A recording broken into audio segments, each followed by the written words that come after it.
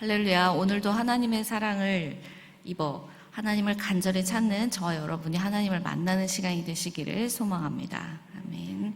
어제와 연결되는 오늘의 말씀에선 믿음의 조상들이 믿음을 따라 살 수 있었던 이유를 설명한 후에 이삭을 제단에 바친 아브라함, 그리고 그의 자손인 이삭과 야곱과 요셉의 믿음을 소개하고 있습니다. 믿음이 없이는 하나님을 기쁘시게 하지 못하나니 하나님께 나아가는 자는 반드시 그가 계신 것과 또 그가 자기를 찾는 자들에게 상 주시는 이심을 믿어야 할지니라. 아멘. 하나님이 우리와 함께 하시고 또 하나님을 찾는 자들에게 상 주시는 분이시라는 것을 알고 하나님께 나아가는 자들에게 그 믿음의 사람들을 이제 어제부터 계속 보고 있습니다. 특히 13절, 이 사람들은 이라고 말하고 있는 것은 앞구절 8절부터 12절에 언급된 이스라엘의 믿음의 조상인 아브라함과 사라입니다. 이들은 가나안 땅과 또 그 후손들에 대한 하나님의 약속을 받았습니다. 그렇지만 이 하나님의 약속이 성취되는 것은 보지 못한 채 죽었습니다. 이것을 히브리서의 저자는 13절 하반절에서 하나님의 약속을 멀리서 보고 환영하며 또 땅에서는 외국인과 나그네처럼 증언하였다라고 말하고 있습니다. 저는 이 하나님의 약속을 멀리서 보고 환영하였다라는 이 구절이 히브리서 11장 1절의 말씀을 다른 표현으로 한 것이라고 생각이 되고 굉장히 중요한 구절이라고 생각합니다. 여기에서 하나님의 약속을 본다라는 것은 문자적으로 신체적인 눈으로 바라본다는 것이 아니라 비유적으로 하나님의 약속을 마음으로 깨닫는다, 바라보는 것처럼 구체화한다는 이야기입니다. 즉 그들이 원하고 바라는 그 약속의 성취라는 그 추상적인 개념을 목적지와 같이 실상이 있는 것처럼 구체화하고 시각화해서 믿음의 눈으로 멀리 바라보면서 항상 그것을 기뻐하면서 살았다는 것이죠. 그래서 그들은 14절에서 본향을 찾는 자다라고 말하고 있습니다. 여기에서 본향은 15절에 얘기했죠. 자기들이 나왔던 출신은 그 고향이 아니라 16절. 뭐라고 얘기하냐면 목적지로 바라본 약속의 성취다. 그래서 이 약속은 1차적으로는 이스라엘 가나안의 정복이겠고 근본적으로는 그리스도가 오심으로 성취된 구원을 말하고 있다. 그래서 16절 말씀을 다시 한번 읽겠습니다. 시작. 그들이 이제는 더 나은 본향을 사모하니 곧 하늘에 있는 것이라. 이러므로 하나님이 그들의 하나님이라 일컬음 받으심을 부끄러워하지 아니하시고 그들을 위하여 한 성을 예비하셨느니라. 아멘. 더 나은 본향, 마음의 본향이라는 것입니다. 참 소망인 하나님의 나라를 사모하면서 이 땅을 살 때 하나님의 사람으로 그리고 천국 백성으로 살았기 때문에 그들은 어디서나 외국인처럼 나그네처럼 살았다는 얘기죠. 이 외국인과 나그네라는 표현은 아브라함과 야곱이 한 말입니다. 죽은 아내 사라를 장사할 그 매장지를 소유지를 살려고 해족속에게 아브라함이 그렇게 이야기하죠. 나는 당신들 중에 나그네요 거류하는 자입니다 라고 했던 말. 그리고 야곱이 아들 요셉의 초청으로 이집트로 거처를 옮겨서 바로왕 앞에 섰을 때 내 나그네의 길 세월이 130년입니다 라고 했던 그 말을 인용해서 표현하고 있는 것입니다. 히브리서의 저자는 믿음의 사람들이 이러한 고백을 하면서 본인들이 이 땅의 삶에 안주하지 않고 계속해서 참된 소망을 하나님의 나라에 두고 살았다라는 것을 강조하기 위해서 이 아브라함과 야곱의 표현을 빌어서 설명하고 있는 것입니다. 그리고 하나님께서는 믿음으로 이 땅에서 나그네로 살았던 그 사람들을 부끄러워하지 아니하시고 그들의 하나님이라 일컬음을 받는 것을 부끄러워하지 않으셨다라고 말을 하고 있죠. 그래서 그들을 위해서 하나님께서 하늘에 한 성을 준비해 놓으셨다라고 말합니다. 어제 읽었던 본문 11장 9절과 10절에 나와 있듯이 이 한 성은 장막과는 대조되는 개념으로 그리스도인들에게 영원한 처소를 마련하고 계신다라는 것이죠. 자, 그럼 이 영원한 처소를 받은 사람들은 어떻게 구체적인 믿음의 행동을 했는지 한번 보겠습니다. 17절 말씀을 함께 읽겠습니다. 시작.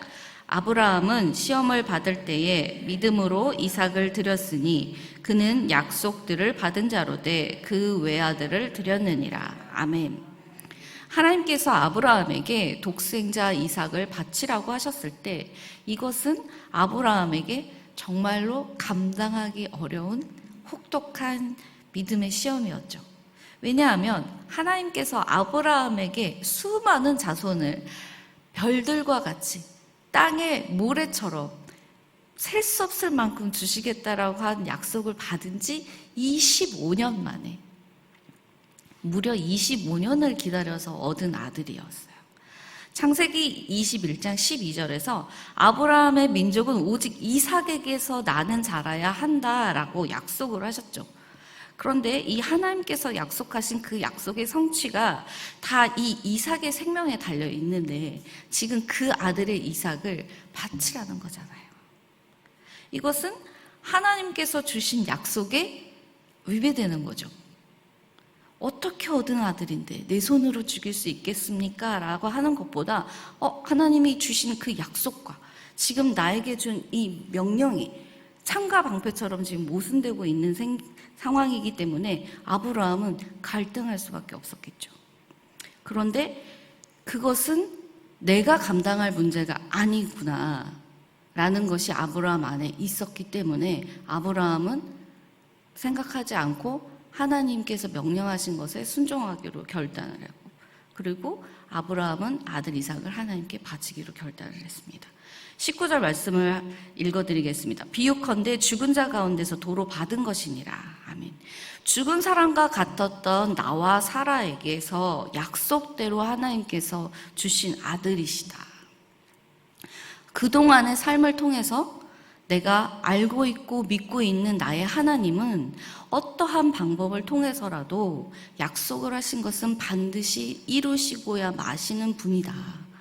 그렇다면 내가 이삭을 하나님의 명령에 따라 드린다 하더라도 하나님께서는 이 이삭을 죽은 자 가운데서도 능히 살리실 수 있는 분이다. 이 믿음이 아브라함에게 있었던 것입니다. 이 사실이 아브라함이 모리아산 아래에서 자신의 종에게 말한 그 내용을 보면 알 수 있습니다. 창세기 22장 5절 말씀입니다. 너희는 나귀와 함께 여기서 기다리라. 내가 아이와 함께 가서 하나님께 경배하고 너희에게 돌아오리라. 초대교회 그리스도인들은 이 이삭이 제물로 바쳐진 사실이 그리스도의 희생에 대한 상징이라고 생각했기 때문에 19절의 말씀은 예수님의 부활에 대한 예시이다, 거기에 대한 암시이다 라고 생각하고 있었습니다. 믿음은 바라는 것들의 실상이요 보지 못하는 것들의 증거니라. 아멘. 믿음은 미래지향적인 것입니다. 믿음의 눈으로 본다는 것은 마음의 약속에 대한 것을 마음으로 깨닫는다는 것입니다. 아브라함의 믿음이 이삭에게 전해졌고, 이삭의 믿음이 야곱에게 전해졌고, 야곱의 믿음이 요셉과 그 아들들에게 전해졌습니다. 그리고 그들이 이 믿음을 소중하게 간직하면서 본향을 바라보는 삶을 살았기 때문에 하나님께서는 스스로를 나는 아브라함의 하나님, 이삭의 하나님, 야곱의 하나님이라 라고 말씀하셨습니다. 창세기 50장 24절 25절에 보면 요셉은 죽을 때 이스라엘 자손들이 애굽을 떠날 것을 말하면서 그때 나의 유고를 가지고 이 땅을 떠나라라고 유언을 합니다. 이 사실은 요셉의 믿음을 구체적으로 보여주는 거죠. 자신들의 선조인 그 아브라함과 이삭과 야곱을 통해서 내려온 하나님의 약속이 성취될 것을 믿었기 때문에, 그것을 확신했었기 때문에 요셉은 이스라엘 백성들이 출애굽을 하여서 가나안 땅에 이르게 될 것을 이야기해 주었습니다. 그래서 이 예언이 성취되던 그날에 그들은 요셉의 유고를 가지고 출애굽을 했습니다. 출애굽기 13장 19절에 기록되어 있죠. 모세가 요셉의 유고를 가졌으니 이는 요셉이 이스라엘 자손으로 단단히 맹세하게 하여 이르기를 하나님이 반드시 너희를 찾아오시리니 너희는 내 유고를 여기서 가지고 나가라 하였음이더라. 아멘. 그리고 모세와 그 이스라엘 백성들이 가지고 간 요셉의 유골이 장사된 것은 요셉이 죽은 지 대략 415년이 흐른 뒤였습니다. 여호수아 24장 32절 말씀입니다. 또 이스라엘 자손이 애굽에서 가져온 요셉의 뼈를 세겜에 장사하였으니 이곳은 야곱이 베크시타를 주고 세겜의 아버지 하몰의 자손들에게 산 밭이라. 그것이 요셉 자손의 기업이 되었더라. 아멘. 요셉이 장사된 이 세겜의 땅은 야곱이 바단 아람에서 돌아왔을 때 구입한 땅인데, 여호수아의 시대에 그 땅을 분깃을 나누어 가졌을 때 요셉의 자손들에게 할 땅이 되었던 거예요. 그래서 그 요셉의 자손들은 그 땅을 분배받은 후에 바로 그 요셉의 유해를 그곳에 장사 지냈던 것입니다. 요셉이 죽은 지 400년이 넘어서 꿈에 그리던 약속의 땅인 가나안 땅에 안치된 이 사실 보세요. 하나님께서 아브라함에게 약속을 하셨고, 그들이 430년이 흐른 뒤에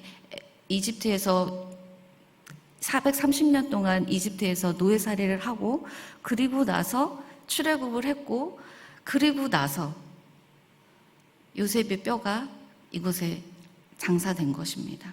반드시 더딜지라도 하나님의 약속은 반드시 성취되고야 만다, 이 사실을 보여주고 있는 거죠. 여러분들도 하나님께 받으신 말씀이 있으신가요? 약속의 말씀 갖고 계세요? 그런데 시간이 지나도 그 약속이 이루어지지 않고 이루어질 가망이 없을 것 같을 때 소망이 사라지고 있으십니까? 이 설교를 준비하던 지난주에 저도 그랬습니다. 더 이상은 하나님께 하나님 왜 그러십니까? 이 질문을 드리지 않기로 저는 결단을 했거든요.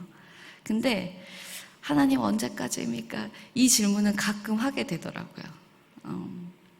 저는 지금 서귀포에서 땅도 없고 집도 없이 연세와 월세를 두 집살이를 하고 있습니다. 그리고 지금 타고 다니는 차도 사실은 시누이가 타던 15년 넘은 차를 저한테 주셔서 그냥 타는 거예요.